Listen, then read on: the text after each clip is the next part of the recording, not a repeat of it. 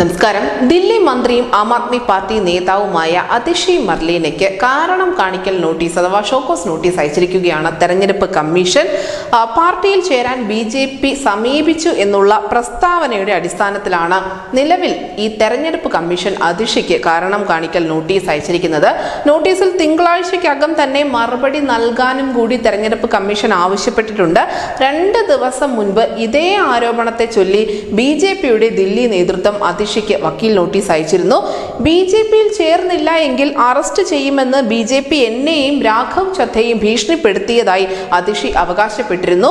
ആം ആദ്മി പാർട്ടിയെ ഇല്ലാതാക്കാൻ നരേന്ദ്രമോദി ആഗ്രഹിക്കുന്നു എന്നുള്ള അതിഗുരുതരമായ ആരോപണം കൂടി അതിഷി മുന്നോട്ട് വെച്ചിരുന്നു.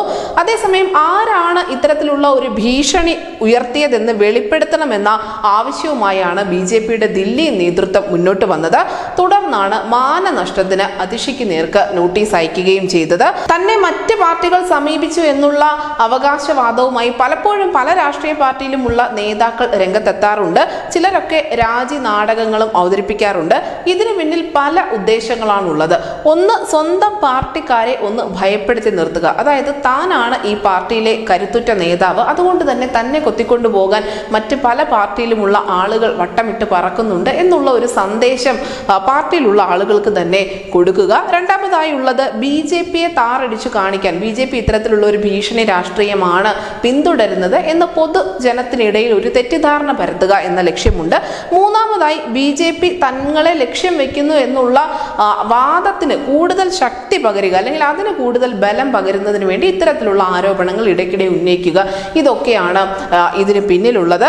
എന്തായാലും സാധാരണയായി ഇത്തരം പ്രസ്താവനകളൊക്കെ അവഗണിച്ച് കളയുകയാണ് മിക്ക രാഷ്ട്രീയ പാർട്ടികളും ചെയ്യാറുള്ളത്. പക്ഷേ ഇത് തെരഞ്ഞെടുപ്പ് കാലമായതുകൊണ്ട് തന്നെയാണ് BJP അതിഷിയുടെ ആരോപണങ്ങൾക്ക് പിന്നാലെ കൂടിയിരിക്കുന്നത്. കൃത്യമായ മറുപടി നൽകുക, ആരാണ് നിങ്ങളെ സമീപിച്ചത്, ആരാണ് നിങ്ങളെ ഭീഷണിപ്പെടുത്തിയത് എന്നീ കാര്യങ്ങൾ വെളിപ്പെടുത്തുക എന്നതാണ് BJP ആവശ്യപ്പെടുന്നത്.